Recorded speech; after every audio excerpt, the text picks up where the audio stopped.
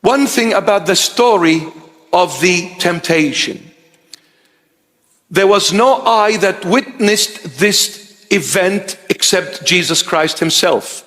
All glory to his holy and mighty name. There was no other human being present while the Lord went through the 40 days and 40 nights of fasting. He is the only one who witnessed it, but it was revealed to the apostles or the gospel writers to write it by the inspiration of the Holy Spirit at a later stage.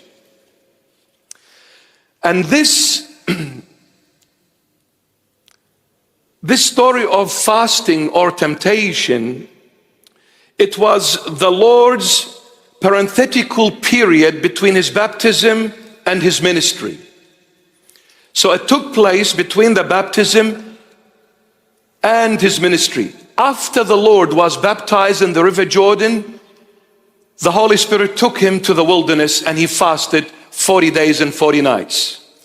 So after the baptism, he went into the fasting period, and after the fasting period was ended and he came out triumphant, he began his ministry, and the beginning to his ministry, he chose the 12 apostles.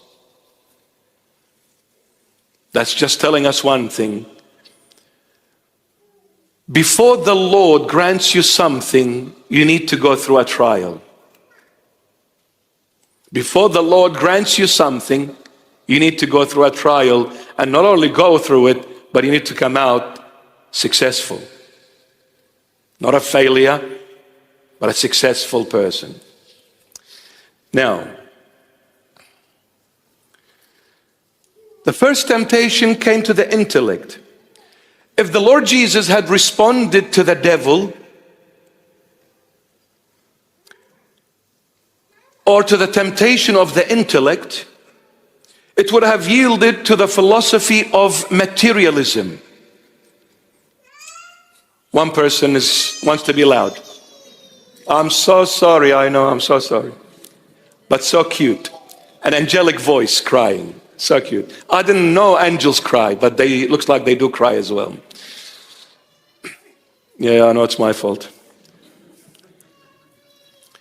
If the Lord Jesus had responded to the temptation of the intellect, it would have yielded to the philosophy of materialism. Now, materialism dictates one thing, that all that matters is matter. Materialism dictates only one thing, all that matters is really matter, material.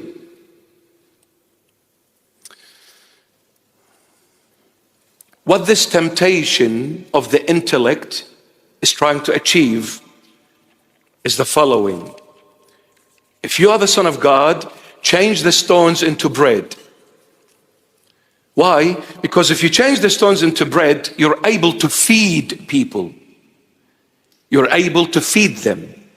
Well, when you start feeding people, meaning when you start providing for people, you can do anything and everything thereafter with people.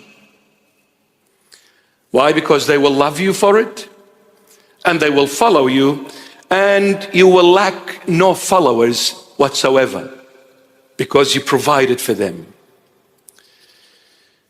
We see, my beloveds, in the Old Testament that the Lord God provided for the Israelite nation in the wilderness of Sinai, in the desert of Sinai.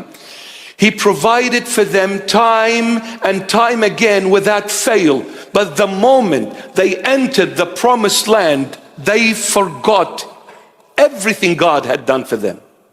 He fed them, He clothed them, He looked after them. But the moment they entered the promised land, away with you, God, we don't need you. We can now do it on our own. One thing we need, all of us, to know, to understand, to confess, to profess, to acknowledge, and that is the most dangerous thing any one of us can really achieve. The most dangerous thing any one of us can really reach or achieve is when we think we've done it with our own intellect, rather than coming back and bowing before Him in gratitude and saying, Thank you, Lord, for doing it through me. When we rely on our intellect, thinking and acknowledging that I did it, there was no one else involved, this is the most dangerous place we could ever reach and get to. Without God, it is impossible for us to achieve anything that is long lasting. What's the point if we achieve something that is only temporal? There is no achievement in that. But achievements are really seen as achievements when they are everlasting.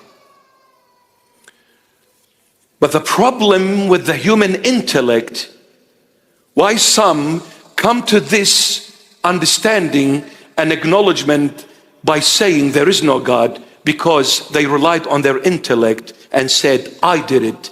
There is no need for any other power to enter my life. I can manage. Such people will end up being nothing. Nothing. Nothing. My beloveds, faith is found in countries where poverty dominates. When we come to the advanced countries in the Western world where everything is within our hands' reach, there is freedom, there is material, there is life, and you can go and come and do whatever you wish to do. You're free, you're able to achieve so many things. We find that faith is lacking in those countries.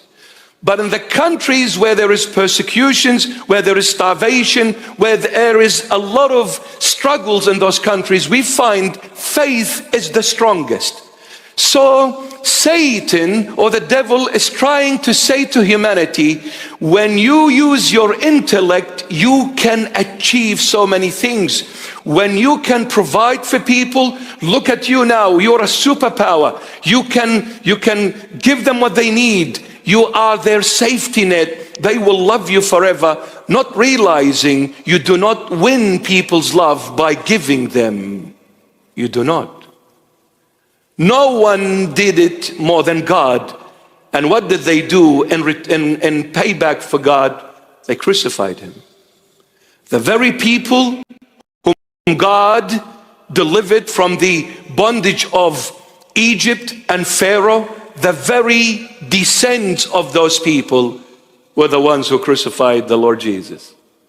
The very God who saved them, who provided for them, they denied him. So, you do not win the hearts of people by feeding them. You do not. And this is one of the reasons why the Lord Jesus does not grant you everything you ask for.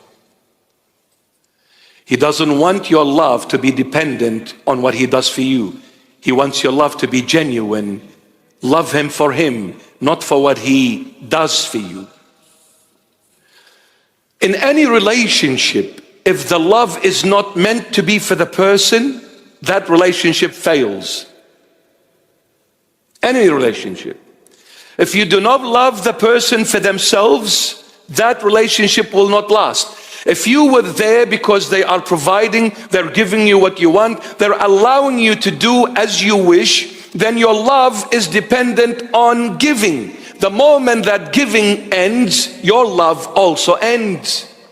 But when you're there for the person themselves, no matter what happened, you will stick by them till the very, very end. A true, genuine love is, as we say it in the matrimonial vows, will you take her in good times and bad times, in sickness and in health, in richness and in poorness? Well, if you accept the person in their sickness, definitely you will accept them in their wholesomeness. If you accept them in their poorness, definitely you will accept them in their richness. The Lord says, this is why Good Friday will always precede Sunday resurrection. If you love me, you must embrace Good Friday before Sunday resurrection. And what is Good Friday? Humility, degradation, persecution, killing, being cast out, you name it. All the terrible things that the Lord endured on Good Friday. He said, if you truly love me, then you have to love me on Good Friday in order to enjoy my glory on Sunday resurrection. Now that is a true, genuine love.